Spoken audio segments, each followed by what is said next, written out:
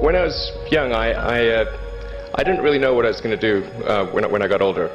People kept asking me, but then eventually I thought that the idea of inventing things would be really cool.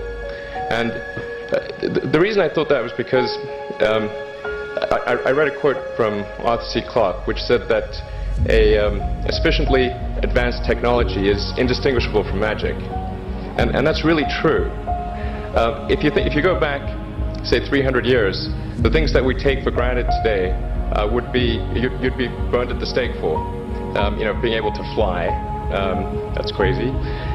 Being able to see over long distances, being able to communicate, a group mind of sorts, and having access to all the world's information instantly from almost anywhere on the earth.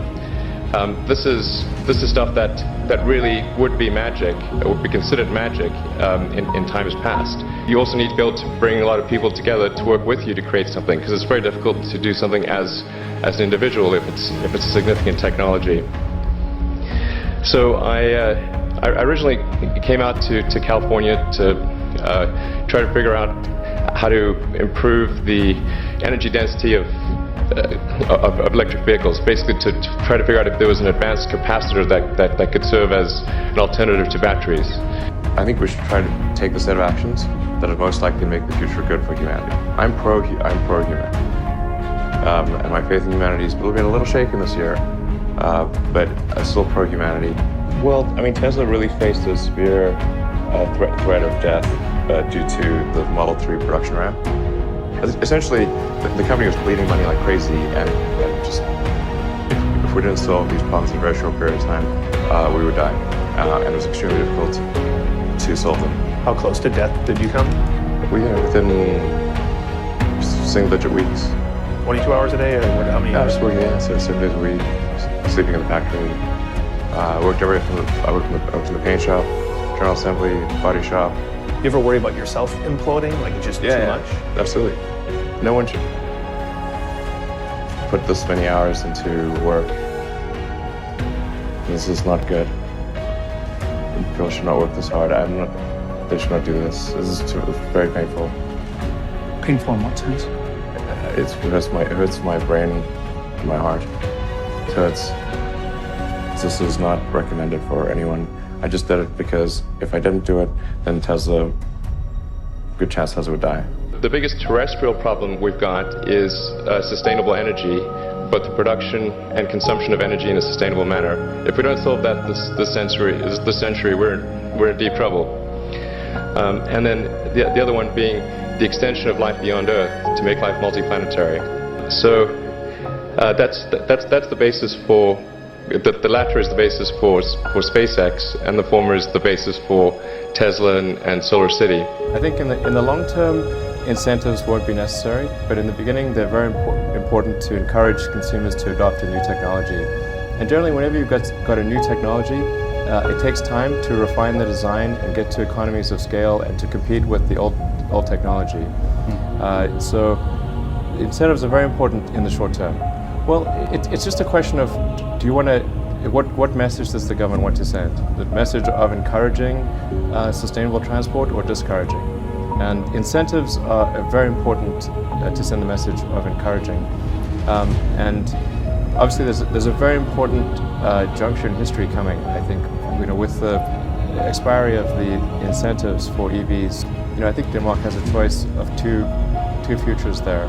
One is to send a very negative message to the world about electric vehicles, and the other is to send a very positive message. Is it better to encourage electric vehicles or discourage them? I think hopefully to encourage them. If it doesn't happen, it will be, I think, like I said, sending a negative message to the world as a whole about how does Denmark feel about electric cars. But it will hurt the sales of electric cars. It will, yes, absolutely, yes.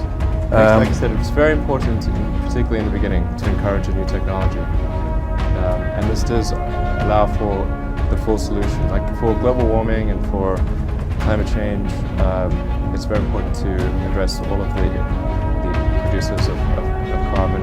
It would take incentives in the beginning, yes, at least for a few years. Yeah. But what is a few years?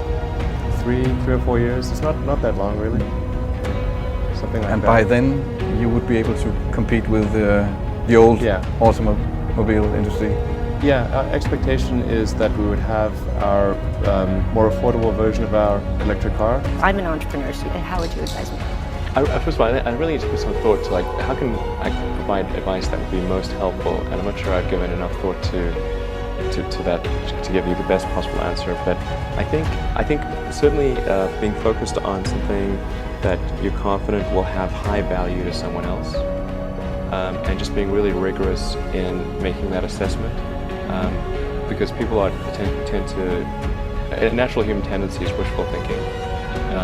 So a challenge for entrepreneurs is to say, well, what's the difference between really believing in your ideals and sticking to them versus pursuing some unrealistic dream that doesn't actually have merit? And that is a really difficult thing to tell you. Can you tell the difference between those two things? Right. You know? So you need to be sort of very rigorous in your self-analysis. I think certainly extremely tenacious, and then just work like hell. I mean, you just have to put in, 80 to 100 hour weeks every week.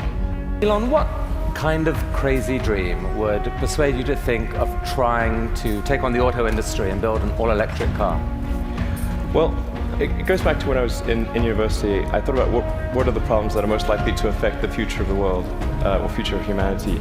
I think it's extremely important that we have sustainable transport and sustainable energy production. That sort of overall sustainable energy problem is the biggest problem that we have to solve this century, independent of environmental concerns.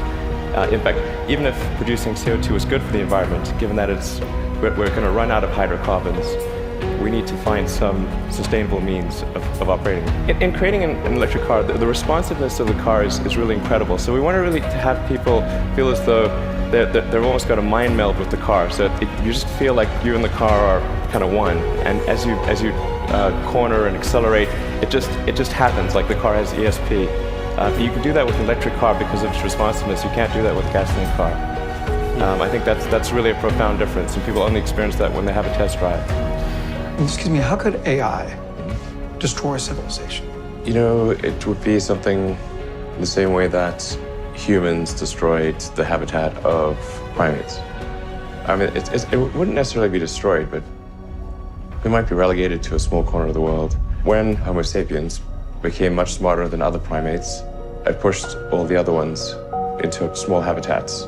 They're just in the way. If we can advance the knowledge of the world, if we can do things that expand the scope and scale of consciousness, then we're better able to ask the right questions and become more enlightened, and that's really the only way forward.